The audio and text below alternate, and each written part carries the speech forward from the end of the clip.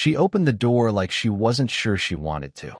Not with anger, just a quiet hesitation, like maybe she'd gotten used to silence again and wasn't sure if I was worth breaking it for. Her robe wasn't silk, but it moved like it was. Loose at the shoulders, just enough to say she wasn't expecting anyone. Hair tied up, glasses on, barefoot. She looked like someone who had made peace with being alone, but still checked the window every time a car passed. I held up the tea I picked up on the way, the one she always drank, jasmine with honey. Dumb, maybe. Familiar. Safe. Thought you might need this, I said. She stepped aside without smiling. Kitchen's warm. It was always like that with her. No small talk, just a quiet, lived-in way of being that made everything else feel noisy. Even now, I didn't know if she'd invited me or if I'd just shown up again and she forgot how to say no. We sat at opposite ends of the table, 2 mugs between us. The light from the window was soft, catching the corner of her face just right. That part near her mouth where you could see she used to laugh more often. She sipped without looking up. "You still don't drink tea," she said, finally. "I drink yours." That made her glance at me. Not long, not hard, but enough to warm my chest and shut me up at the same time. She could do that. Make you feel like you'd said too much even when you barely said anything at all. Silence stretched, not uncomfortable, but not comfortable either. I ran my thumb over the handle of the mug. She watched, then looked away quickly. "I was fine, you know," she said, almost like a warning. "I know. I didn't need you to come. I came anyway." She let out the smallest breath, almost a laugh. "Yeah, you do that." Outside, a wind moved through the trees. The sound came in through the kitchen window, mixing with the low tick of the old wall clock. My heart felt loud. She didn't fill the silence. She never did. She let me sit in it until I had to either leave or say something real. So I went with the safe thing. I raised my mug. "Thanks for the tea." That was when she looked at me. Really looked. No smile. Just something heavy in her eyes I hadn't seen before. Not cold. Just tired. Tired of pretending. Her voice dropped low, a little rougher than before. "That's not why you're here." I froze. The words hit soft, but landed hard. She didn't look away. There was no teasing in her tone. No invitation either. Just honesty, plain and raw and impossible to misread. The silence between us changed shape. Not empty anymore. Charged. My hand tightened around the mug. She noticed. She always noticed. And then, the doorbell rang. We both turned, neither of us moving. She looked back at me. "I wasn't expecting anyone else," she said. But she didn't get up. She just waited. So did I. She didn't move when the bell rang again. The sound echoed once more, sharp against the hush of the house. But still, she stayed seated. Eyes steady on me, like I was the only thing worth watching. When the quiet returned, it sat heavier than before. Her fingers curled slightly against the ceramic mug, knuckles pale. I knew that grip. I'd seen it before. The day I told her I was leaving for university, years ago. She'd held her wine glass the same way, calm on the outside, brittle underneath. Back then, I thought she was just my best friend's mom. Mysterious, always put together, beautiful in a way that felt unreachable. She laughed softly, but never for too long. Never when she thought anyone was really watching. It wasn't until I came back last year, older, quieter, that I realized she looked at me differently. Or maybe I looked at her differently. Hard to say which came first. "You still haven't told me why you're really here," she said, voice low. I swallowed. My mouth tasted like jasmine and fear. "You think I don't notice the way you linger?" she added, softer now. "You think I don't feel it too?" Her tone wasn't accusatory, just tired, like she'd had the same conversation in her head for months. I looked down at my hands. Maybe I came because I missed someone who saw me before I even knew who I was. Or maybe I came because I couldn't stop picturing the way her fingers brushed mine when she passed me the sugar last time. The way neither of us moved for half a second too long. But what could I say? You're my best friend's mother. You're twice my age. You're everything I shouldn't want. So instead I said, "I don't know what I'm doing." She didn't flinch. That made it worse. I expected her to pull away, to laugh, to change the subject. But she just sat there, eyes soft, like she'd been waiting for me to say it. I do, she said quietly. Something in my chest cracked open. She stood, slowly, and walked past me. Not hurried, not dramatic. Just deliberate. Her hand brushed my shoulder as she passed. Nothing more. Nothing less. But I felt it. It burned. She walked to the sink, rinsed her mug, and set it down with care. The kitchen light caught her face in profile. Calm, unreadable. I wanted to go to her. I didn't. I stood instead, unsure of what I was supposed to say or do. The space between us felt different now, like the air had thinned. When she turned back, her eyes didn't leave mine. You should go, she said. She didn't mean it. Not really. And I didn't move. Not yet. I should have walked out. I didn't. Her words still echoed. You should go, but her eyes held me in place. Like if I moved, something would break between us that couldn't be repaired. So I stood there, hands in my pockets, heartbeat doing things it had no right to be doing. Then her phone buzzed on the counter. Once, twice, then a third time, and she moved fast this time, grabbing it with a little too much urgency. She turned her back to read the screen. Who is it? I asked, trying to sound casual. I wasn't. She didn't answer. Just set the phone face down again like it had burned her. Was it him? I said. Don't. She cut in, without turning around. Her voice cracked. Just slightly. But it was enough. She was married. Not happily. She'd mentioned the separation last spring. He's barely home, she said once, like that made it better. Like being neglected gave her permission to want someone else. Me. And now, I was standing in her kitchen again like some idiot who thought tea was just tea. I shouldn't have let you in, she said. Not this time. But you did. She turned then. Too fast. Her face close, eyes flashing with something sharp and tired and alive all at once. We weren't that far apart. Maybe 2 feet. Maybe less. Say it, she whispered. What? Say what you came here to say. I swallowed. My chest felt tight. I don't want tea. I don't want polite. I don't want to pretend anymore. Her breath hitched. I saw it, that small pause in her throat. And then she stepped forward. Just once. Just enough that I could smell her shampoo, feel the warmth of her body near mine. If I leaned in, even a little, our lips would touch. But before anything could happen, the front door creaked open. Her name echoed through the house. A man's voice. Tired. Familiar. Her husband. I backed up so fast I nearly knocked over the chair. She grabbed my wrist without thinking. Stay still, she said, barely above a whisper. Footsteps. I could hear him dropping keys on the table, walking down the hall. What do I do? I whispered. She looked at me like she didn't know, like she couldn't breathe. And then, in one quick move, she pushed me toward the hallway closet. Go, she mouthed. The door closed just as he walked into the kitchen. I stood in the dark, surrounded by coats and the smell of her perfume. My heart pounded against the wood. And through the thin wall, I heard her say, calm as ever, oh, you're home early. The closet was small. Breathless. My hand pressed over my chest, trying to muffle the sound. From the other side of the door, I heard them. Him pulling out a chair, her pouring water like nothing was wrong. Didn't think you'd be back tonight, she said. I forgot my charger, he muttered. Thought I'd grab it and go.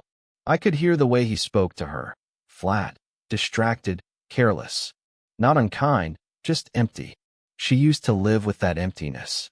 I could see now that she didn't anymore. I had to remind myself to breathe. His footsteps moved away.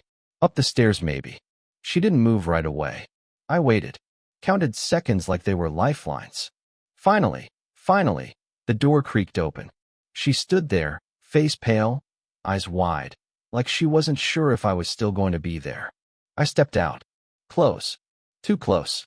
Her chest rose and felt like she'd been holding her breath since he walked in. You okay? I whispered. She nodded, but her lip trembled. Not fear. Not guilt. Just done. I opened my mouth to say something. Anything, but she grabbed my wrist. Hard. Like she needed to feel I was real. You have to go, she said. Now. I don't want to. You think I do? That hit different.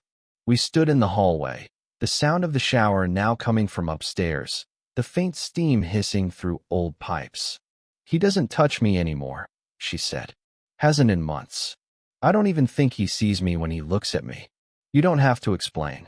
I do. She snapped, then caught herself. Softer now, I do. Because I know what this looks like. What I look like. I stepped closer. You look like someone who deserves more than silence.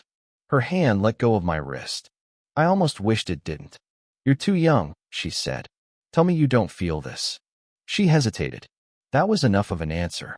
A silence stretched between us, full of everything we didn't have the courage to say. I think about you, I said, before I could stop myself. Too much. All the time. Even when I'm with other people, it's still you. She stared, lips parted, barely breathing. Don't, she whispered. Don't say things like that unless you mean them. I moved closer. I meant it. Her back hit the wall. She didn't move. Our faces were inches apart now. I could feel the heat off her skin. Her eyes searched mine like she was looking for a way out, or a reason to stay.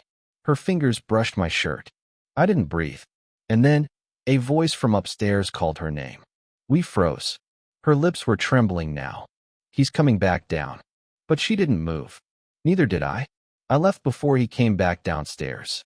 She pushed me out the back door with a look I'll never forget, somewhere between panic and apology. No words, no promises. Just the quiet slam of the door behind me. I walked fast. Didn't stop until I was 3 blocks away. But I couldn't make it home. I ended up sitting in my car, parked under some tree I didn't recognize, hands gripping the wheel like it would anchor me to something real.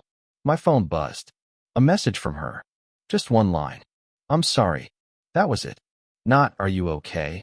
Or, I didn't mean for this. Just 3 words that felt like the end of whatever almost began. I didn't reply. I couldn't. I sat in silence for a long time, watching the sky turn gray. Then the next message came. Not from her. From him. We need to talk. Come by. I froze. It was like being kicked in the chest. How did he know? Did she tell him? Did he see something? Hear us? My mind raced. I drove back. I don't know why. Maybe I wanted to explain. Maybe I wanted to lie. Maybe I just couldn't let someone else speak for me. When I got to the house, only one car was in the driveway. Hers. I rang the bell. She opened the door this time like she expected me. Her eyes were red. Hair down. Sweater too big like she'd thrown it on just to feel covered. He left, she said. After I told him. My stomach dropped. You told him? She nodded. I didn't tell him everything, she added. Just that there was someone. That I wasn't happy. That I wasn't going to keep lying. I stared at her. My heart should have been racing, but everything felt too still. He asked if it was you, she whispered. I didn't answer. I stepped back like I'd been shoved. So now he knows. He suspects. That's enough. Jesus. I muttered, running a hand through my hair. Do you know what this means? Yes, she said quietly. It means I stopped pretending. It means everything is out now, and I didn't even say your name. Why not? Because if I said your name out loud, she said, voice cracking, I don't think I could let you go. Something in me broke then. She turned away, biting her lip hard, hugging herself. I crossed the room, stopped just behind her. You made a choice, I said. She nodded. So let me make mine. Her breath hitched. She didn't look back. And then, from her living room, the sound of a phone vibrating. Over and over. She froze. It's him, she whispered. He's calling me from your number. Her hands shook as the phone buzzed again. My number, I said. She nodded, staring at the screen like it held a bomb. You gave it to him? I asked. I didn't mean to, she whispered. He went through my call logs. My messages. And now he knows. Silence. It hung between us, thick, airless. She looked up at me like she was already bracing for me to leave. Like she'd already prepared the story she'd tell herself about how I was young, reckless, and would vanish the second it got too complicated. But I didn't move.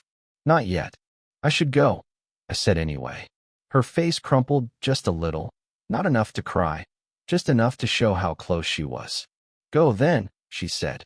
Go before you hate me too. I stepped closer instead. I don't hate you. You will.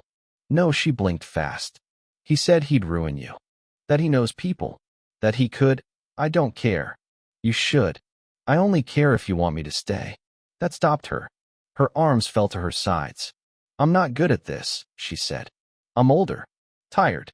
I've messed up more than I've ever gotten right. I reached out, touched her wrist gently. I'm not asking for perfect. She didn't pull away. I'm asking if you feel something real, I said. Because I do. And I don't want to pretend anymore. She looked at me. Finally looked. And there was so much in her face I couldn't name. Fear. Longing. That deep ache of someone who wanted to believe but didn't know how anymore. Then she did something she hadn't done the whole time. She took my hand. Held it. Tight. I feel it, she whispered. God help me. I feel all of it. My throat clenched. I stepped in. Our foreheads touched. Not a kiss. Not yet. Just breath against breath. I don't know what happens next, she murmured. Neither do I. But you'll leave, she said. Eventually. You'll move on. And I'll still be here. I don't want to move on from you, I said. I want to move with you. If you let me. Another silence. Not empty, full. She let out a broken laugh. You have no idea what you're signing up for. I never did. And finally, her lips brushed mine. Soft. Hesitant. Like a question. And then firmer. Like an answer. We stood there, the whole world reduced to that one impossible moment. Then her phone buzzed again. She pulled back, eyes flicking to it. He won't stop, she said. He's not the type. I looked at her. Then we don't stop either. She didn't go back to him. Not after that night. There was no dramatic scene.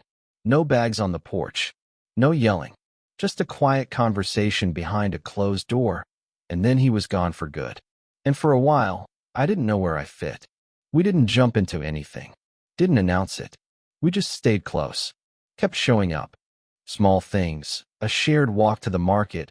Her hand brushing mine as she reached for the same mug. The way we didn't flinch anymore when our eyes lingered too long. She was cautious. I was restless.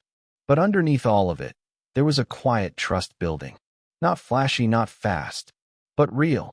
One night, she fell asleep on the couch beside me, head against my chest. I didn't move. Just let my hand rest gently over hers. I realized then, I didn't need anything louder than that. No declarations. No guarantees. Just her choosing to rest in that silence beside me. We still had questions. There were looks when people saw us together. Friends who didn't understand. My own doubts that crept in sometimes. Am I enough? Is this real? Will she change her mind? But she didn't. She showed up in small ways. Cooking something she remembered I liked.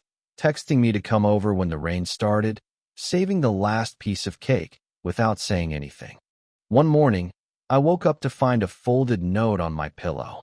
It just said, "Thank you for seeing me before I remembered how to see myself." That was her way of saying she loved me. And I believed her. There are still moments when we don't quite know what to do with this, with us. There are gaps in our stories, pieces of our lives that don't quite align. But love doesn't need to be symmetrical. It just has to be chosen. Over and over.